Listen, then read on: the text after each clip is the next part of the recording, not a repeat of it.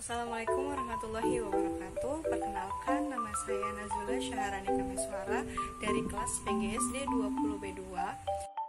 Halo semuanya, kali ini kita akan mempelajari tentang benda di sekitarmu.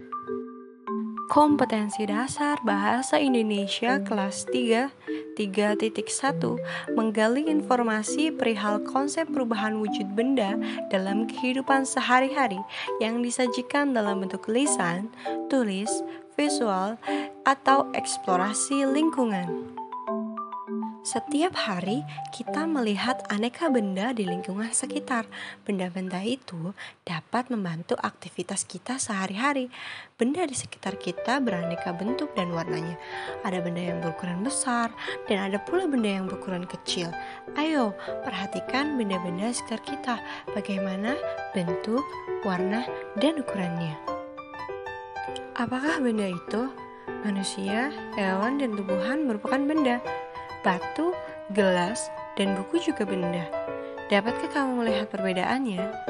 Manusia, hewan, dan tumbuhan merupakan benda hidup, sementara batu, gelas, dan buku merupakan benda mati. Benda adalah segala sesuatu yang menempati ruang dan mempunyai massa. Massa benda diukur dengan cara ditimbang. Manusia, hewan, tumbuhan, batu, dan buku juga menempati ruang. Benda-benda itu juga dapat ditimbang. Benda dikelompokkan menjadi dua jenis, yaitu benda hidup dan benda tak hidup atau benda mati. Yang pertama adalah benda hidup. Benda hidup adalah makhluk hidup yang menunjukkan ciri-ciri organisme hidup yang dapat tumbuh dan berkembang biak. Ciri-ciri benda hidup. Yang pertama, bernafas, yaitu menghirup dan menghembuskan udara pernafasan. Yang kedua, memerlukan makan dan juga minum. Yang ketiga, bergerak aktif atau berpindah tempat atau pasif. Yang keempat, tumbuh dan berkembang. Contoh dari benda hidup yaitu manusia, hewan, dan tumbuhan. Kita sebagai manusia memerlukan makan dan minum untuk memenuhi asupan gizi kita.